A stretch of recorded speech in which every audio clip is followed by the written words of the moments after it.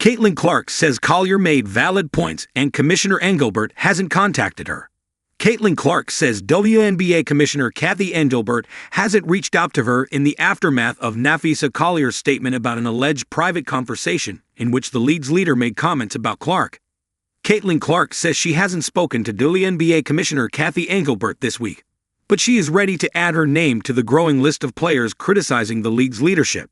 The Indiana Fever guard spoke publicly Thursday for the first time since All-Star Weekend and acknowledged Minnesota Lynx star Napheesa Collier made valid points when she took her complaints about WNBA executives public. "I think what people need to understand, we need great leadership in this time, across all levels," Clark said. "This is straight up the most important moment in this league's history. This league's been around 25 years, and this is a moment we have to capitalize on." Fee said it all with what she said, and I think the points she made were very valid. Collier criticized the league's top brass for finding players and coaches who speak out about officiating and other WNBA matters. Her comments came 2 days after the top-seeded Lynx were eliminated from the playoffs without Collier, who suffered an ankle injury on a no-call play near the end of Game 3, or coach Gerald Reeve, who was suspended and fined after storming the court and contesting the no-call. While other players and coaches have joined the chorus, Clark had remained silent until Thursday as she continued to recover from what turned out to be a season-ending right groin injury.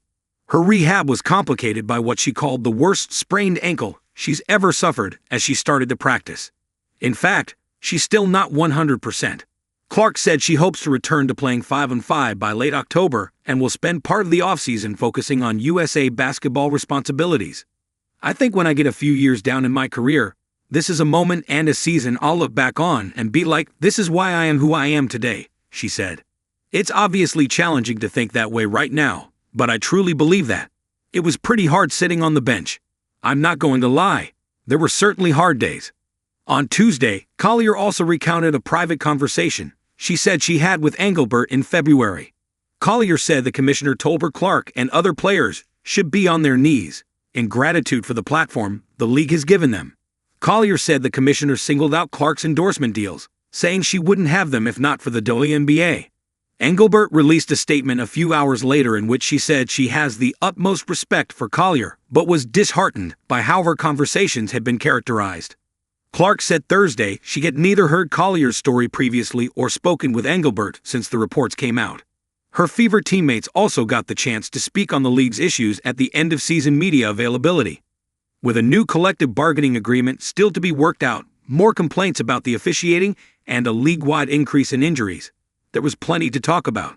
"I'm tired of our lead. They need to step up and be better," outspoken guard Sophie Cunningham said, explaining she thinks there's a good chance of a lockout in the spring and that she's heard from NBA players who are upset too. "Our leadership from top to bottom needs to be held accountable.